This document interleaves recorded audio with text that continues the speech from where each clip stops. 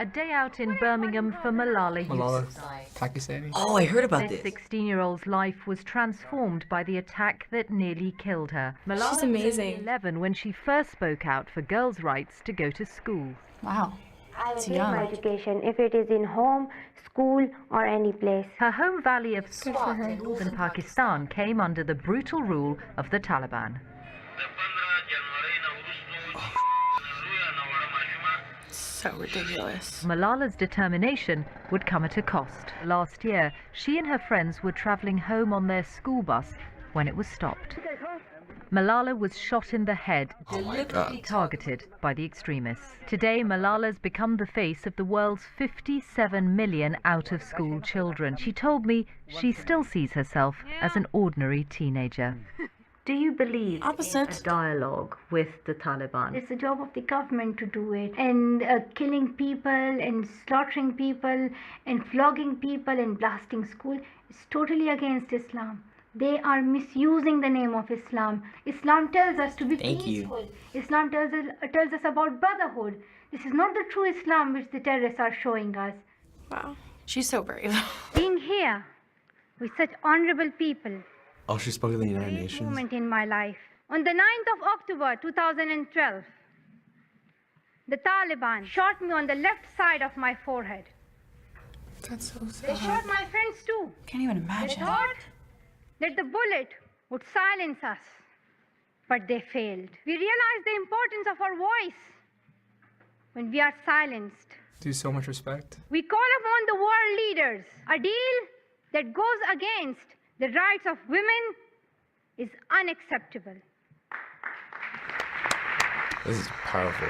One child, one teacher, one book, and one pen can change the world. It's like a quote to write down. Education is the only solution. She's amazing. Nothing in my life is ever compared to that. And we're probably not that far apart in age. I'm feeling honored that I'm being chosen as a Nobel laureate. And She I won have the Nobel been Prize? Nobel honored Peace with Prize. That's this, amazing. It's this amazing. precious award. It is the Nobel Peace Prize. And I'm proud that I'm the first What have you done with your life? and the first young woman or the first young person who is getting Goosebumps. There was terrorism. Women were not allowed to go outside of their houses. Girls' education was totally banned. And my life would be just getting married at the age of 13 or 14, Oh my not going to gosh. school, not becoming who I really Couldn't ever can be. imagine doing that. I decided that I will speak up. I want to tell other children all around the world that they should stand up for their rights. They should not wait for someone else. I think I do not deserve the Nobel Peace Prize. Dude, so humble. It's amazing. But You do. I believe that it is not only an award for what I've done, but it is also an encouragement for giving me hope, for giving me the courage to go and continue this campaign. So once again, thank you so much to all of you. Thank you. I'm speechless. I can't even say anything about her.